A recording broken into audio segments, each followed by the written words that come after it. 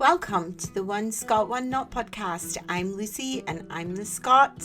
And I'm Karen and I am super not Scottish. Join us while we have a wee blether about Scottish myths, legends, fairies and folklore. So buckle your seatbelts, pour yourself a strong drink, and prepare to go back in time because we are headed over to Scotland. And on a side note, this podcast is super not appropriate for children, although we will be mentioning fairies. They're unfortunately quite often the bad kind. Let's get on with the show. Here we go. Let's do it. We're together. We're together in the flesh. Oh wait, do we need that? Oh, we need the microphone. We need the microphone. Is that We right? just spent 20 minutes trying to get rid of the ring light things in Karen's eyes. We haven't And my really glasses. managed it. Nope. Our lighting is And she also has a map of Scotland on her I have chest. a map of Scotland on my chest. It's fading. I'm a little sad. I didn't catch it. Even though I've been roaring this rash for the last 20 minutes. Oh my god, we're in Scotland together and We've been on an adventure. we are Thelma and Louise. But less cool. Without the soft top car. Uh-huh. And Brad Pitt. And yeah, unfortunately, no Hawkeyes. No hot. We are in Scotland. Oh, that was such a mean Scotland joke. Ah, there are hot I know. guys here. You know, the guy that worked in our first hotel had like the big tats, who was like our bartender. That guy, he was pretty cool. He was pretty cute. Sorry, Sean. Sorry, I didn't notice anyone. He told us we're gonna talk about. Oh yeah, we're gonna talk about the ghosts. Yeah, we are here to do some serious recapping of our trip while we're still together, and we had there was a lot of ghost activity. Yes, I lost a lot of hours of sleep from fear on this trip, legitimately.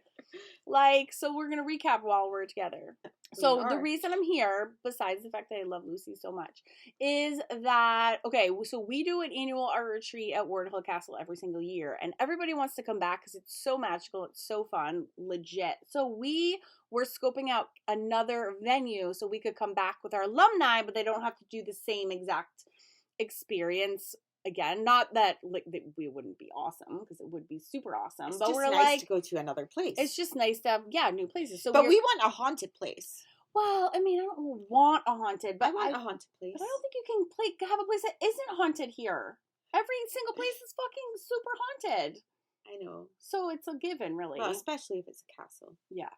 So we checked out 3 venues. So we are coming to recap the 3 places that we saw, but also the places that we stayed on the nights that we were out and about.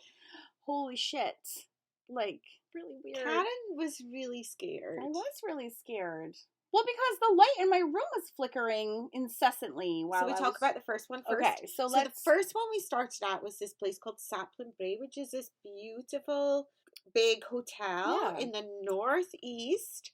And we didn't talk to the guy who ran it about the ghosts until the next morning. Yeah. But we both had strange experiences that night. So we stayed in separate rooms because we love each other, but we're not that, we don't love each other. Okay, let's just be clear about one thing. I was like, legit, I need you in my room because I'm going to be a scaredy pants all night, and I need to clutch you all night.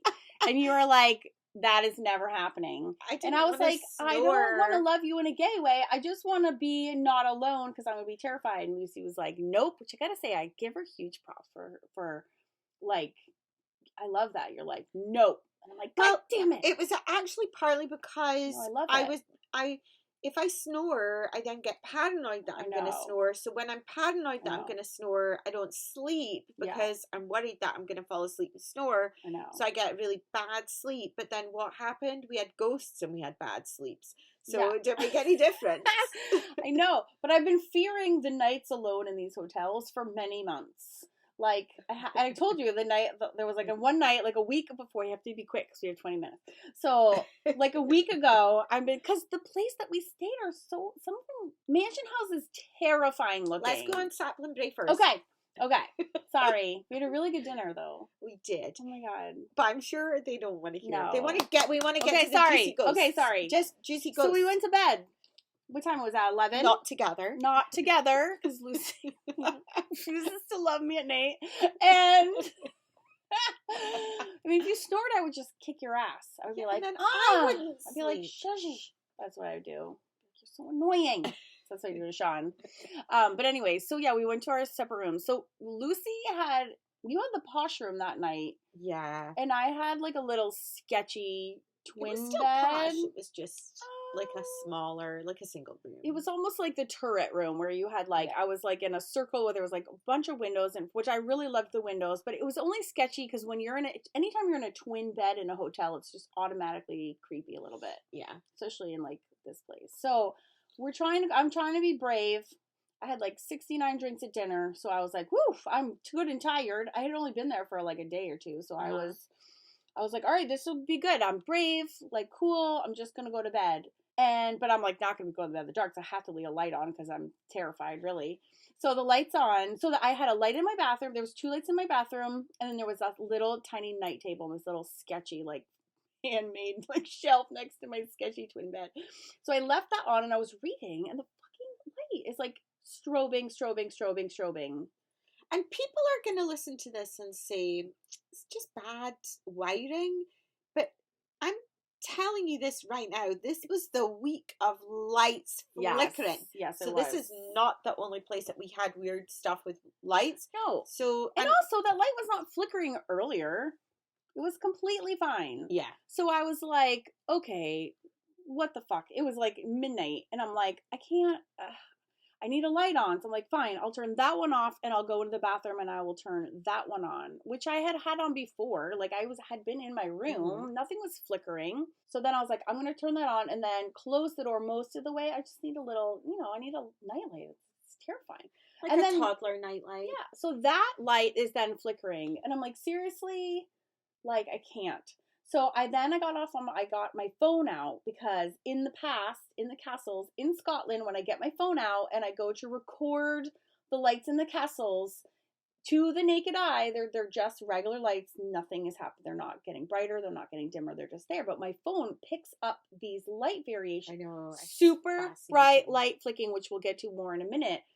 And then the fucked up thing about this was I was like texting with my mom because I was like scared. So I'm like reaching out to my family. I'm like, oh, how's your day? Because I'm really like just trying not to be asleep, because if I am unconscious, I don't know what is going to happen. So then I'm like, fine. I recorded the light. And then it was the opposite. The light in the film is not flashing at all. That's just so weird. And in reality, in my room, it is like strobing. It's just so strange. So anyways, super weird, because the lights were definitely messing all around with me. And then I finally ended up, and it was like 12 to 1 in the morning. And then 2 o'clock in the morning is, to me, the most terrifying time. Oh, for me, it's 3 a.m. 3, yeah. From like 2 to 4 a.m., it's just terror. Yeah. So, I don't know what happened. I think I finally was so tired because I was super jet lagged from my red eye over. And then I finally just managed to like just pass out, basically. And so for me, what I had was that, so just to give a bit of context, this hotel is super beautiful. Yeah. But it was really quiet because it's almost like the down season, and I think there was only, in dinner, there were only a couple of other guests, so it really wasn't busy. There weren't a lot of people there. Although it wasn't half as terrifyingly empty as the next night when we slept over. But I heard at about midnight, like the sound of people walking up and down the corridor, like squeaky floorboards of people walking up and down the corridor, but no like people talking or anything, just and so I just presumed it was guests.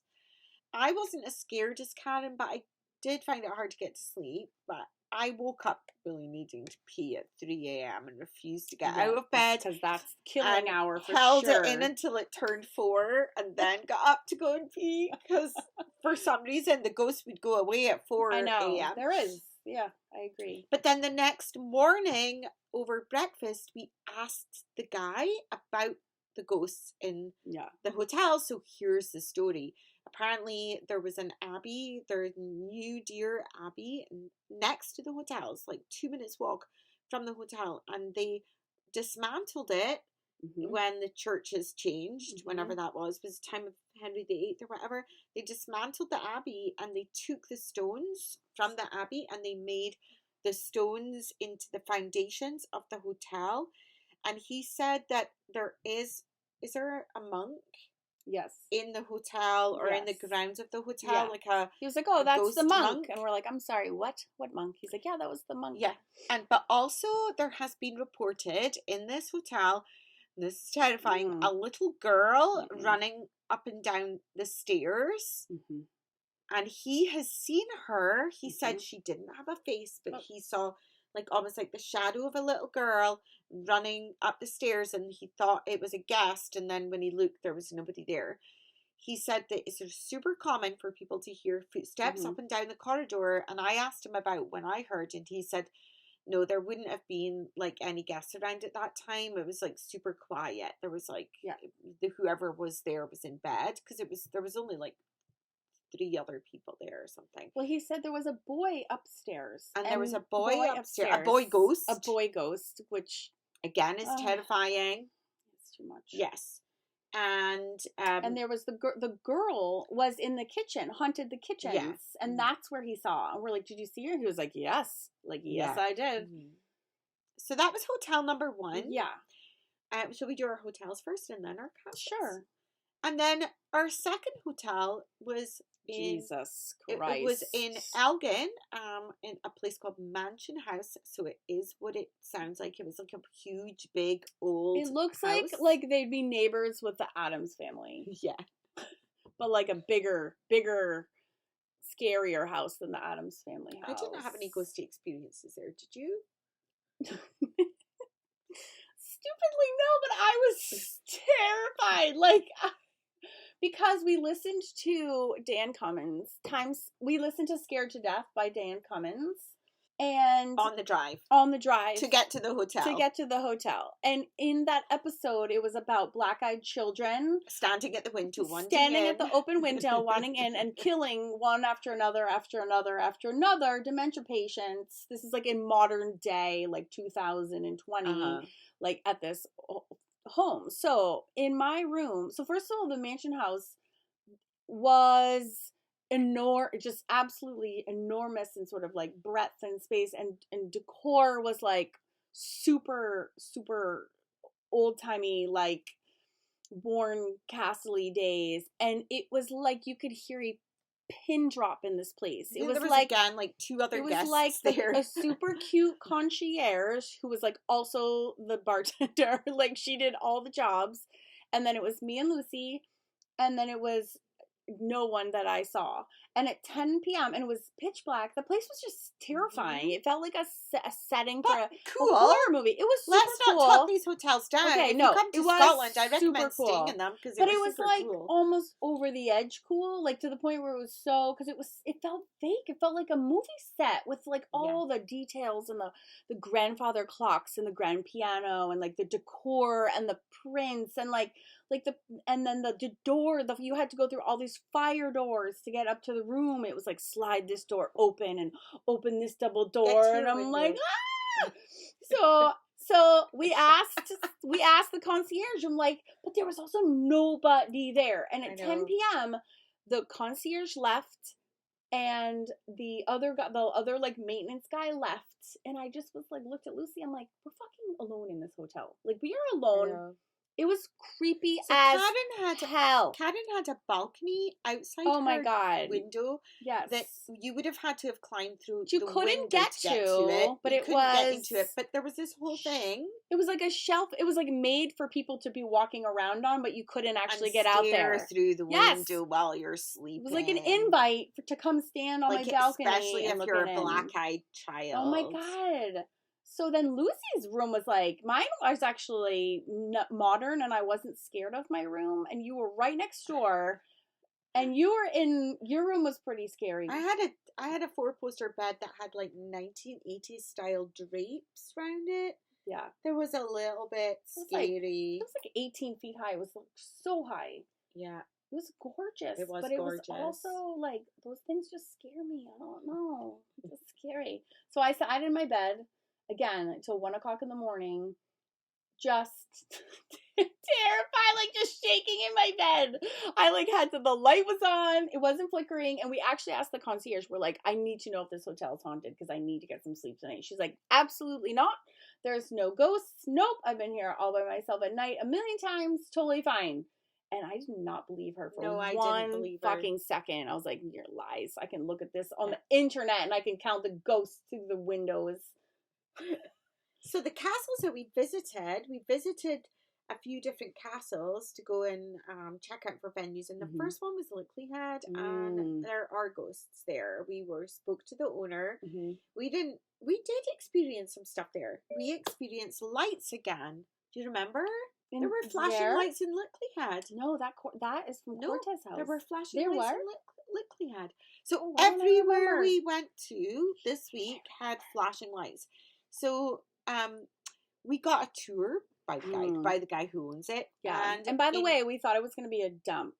Oh, in full disclosure. But it's beautiful. It is 1,000,000% where we are going. It's amazing. So good job, Licklihead. I know. Holy shit. Absolutely beautiful. Yeah. But while we were going round, I noticed, again, I guess it could be faulty wiring. It just seems so strange that every single place we went to had flickering lights. Was that the picture light that was flickering? Yeah, so there were lights above the pictures. Okay, that I do remember. And they were flickering on and off. I think I might have got a video of it. I actually haven't gone back and seen all those videos. We asked the owner, and he said that there is a little boy who sits at the bottom of the stairs and trips people up the stairs. And there is a grey lady or a green lady, like there's like a shadow of a lady seen, like walking like past the windows and stuff. Right. So we can't wait to go back and see what we experience, because that one sounds super good. Yeah. But I'm definitely going to sleep with someone if I sleep there. Not me.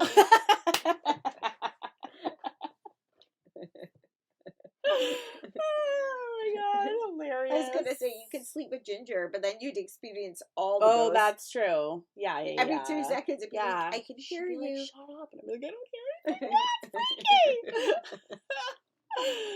So that was our hotel accommodations. So then during the day, so we did Lickley Castle already. So then the next day after Sapland Bay. It's like so amazingly Scottish to say that. And by the way, that abbey was so cool. Yeah. And that abbey was a working abbey for 340 years. That's a lot of freaking It's the abbey monks. that the Book of Deers from. Yes. It's been like, there's been something there since like the 800s or the 500s or something crazy like that. Yeah. So if you're in Northern Scotland, check it out. It was super, super cool.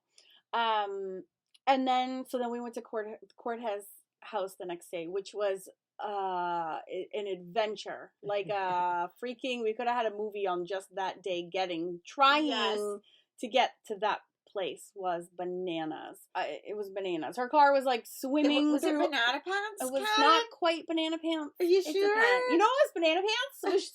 Was ending up at the base of a giant windmill.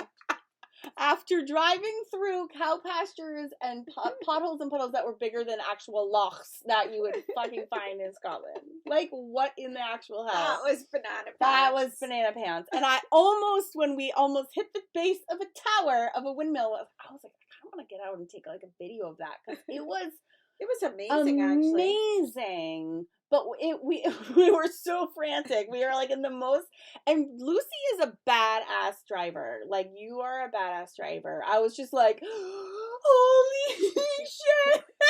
Like screaming as she's just like barreling through these potholes that are like bigger than the state of Rhode Island. Karen tried to get the GPS to take us there, and I was like, no, you have to realize that in rural Scotland, the GPS does not work. I get it the now. GPS I get took it. us down Yeah. the wrong road. I get it. Down this tiny, tiny little road that led to nowhere with potholes that were deeper than my car. Literally. And literally. Yeah. And wider than the actual road itself. Eventually we did get there, and There were also flickering lights in Cortez' house. So there were, but those are like true ghost lights, because that was the kind of footage where, so I like to make reels for Instagram. It's super fun, and we have this app that we use that we have a lot of fun doing it. So the way that I make them is I string together these little 5 to 9 second like snippets of all the places that we go.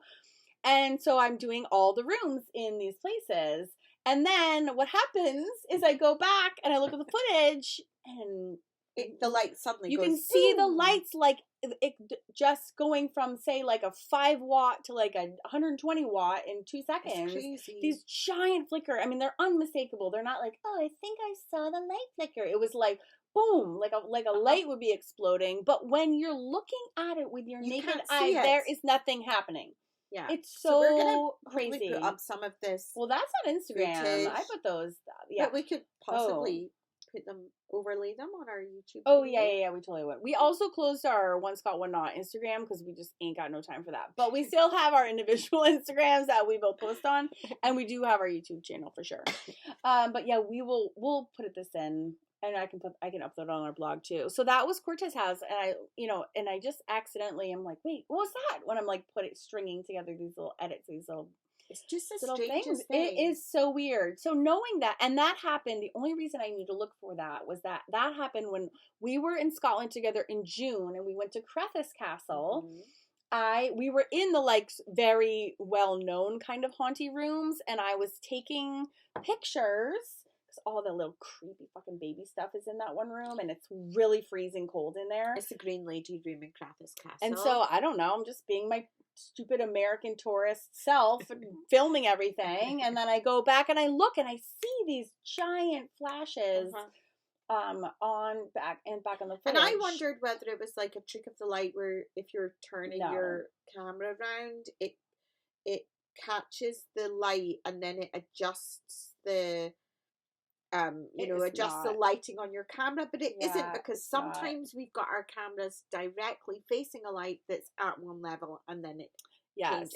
Yes. So the third one was actually not a venue that we were visiting. Today we went to Castle Fraser, which is my local castle. Which is we've done with that is Banana Pants, because that's the best castle I've ever seen. That's the Banana Pants 5 minutes from your freaking house. And it is a National Trust property that you can go around, and it's like got all the furniture and the paintings from the people that used to live there, and it's super cool.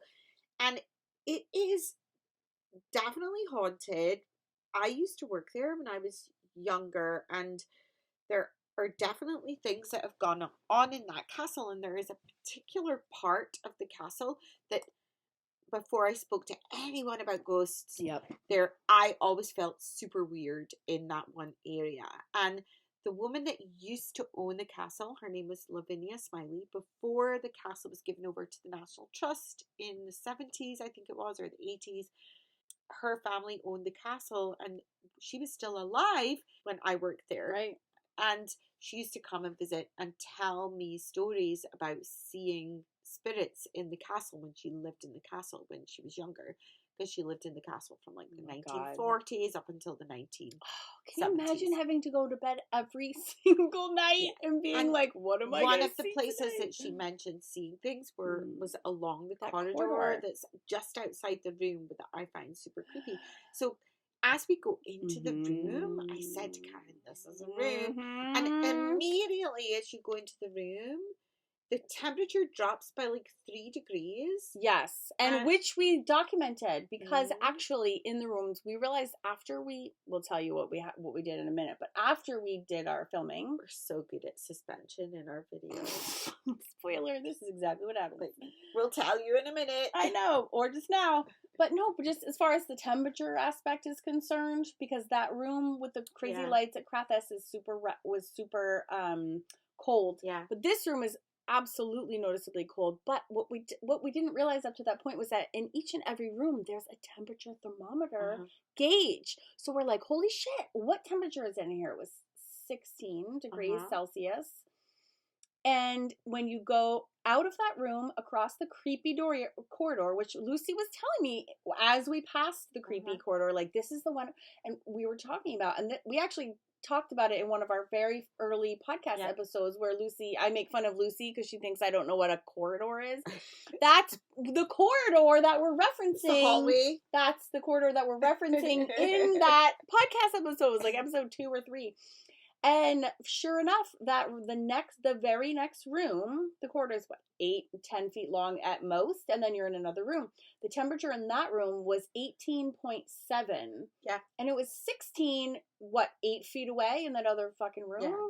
So that's like the first thing you walk in, you're like, why it is freezing in here. And actually, that room, the one that is in lower temperature, is less cozier. It's like in the middle of the castle, so you should be getting a temperature from the rooms surrounding it. It's not like in a turret or something. It's not near stairs where they're cold. Yeah. So it is a very like corner nookie place. So we go in there, and luckily Lucy and I are alone in that room. And all of a sudden, I'm like, I know what to do. I'm busting out my phone like I always do to capture these rooms for our stupid little reels that I make.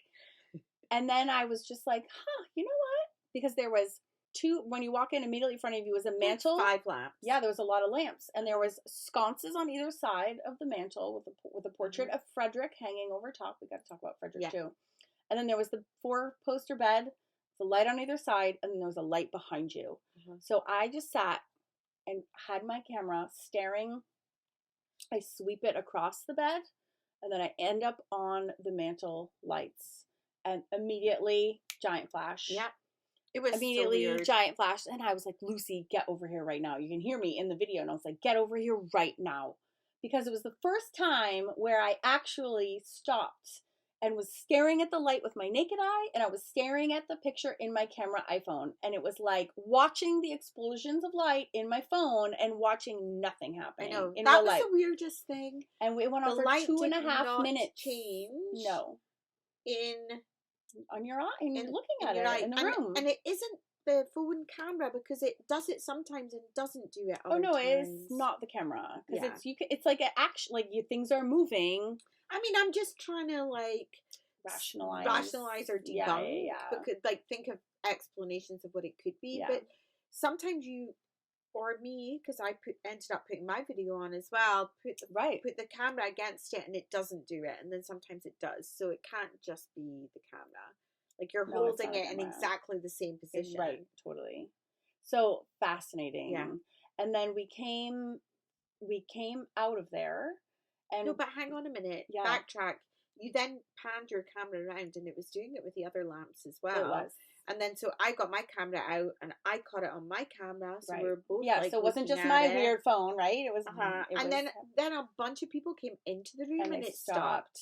Yeah. Yeah, so that room was that really his bedroom?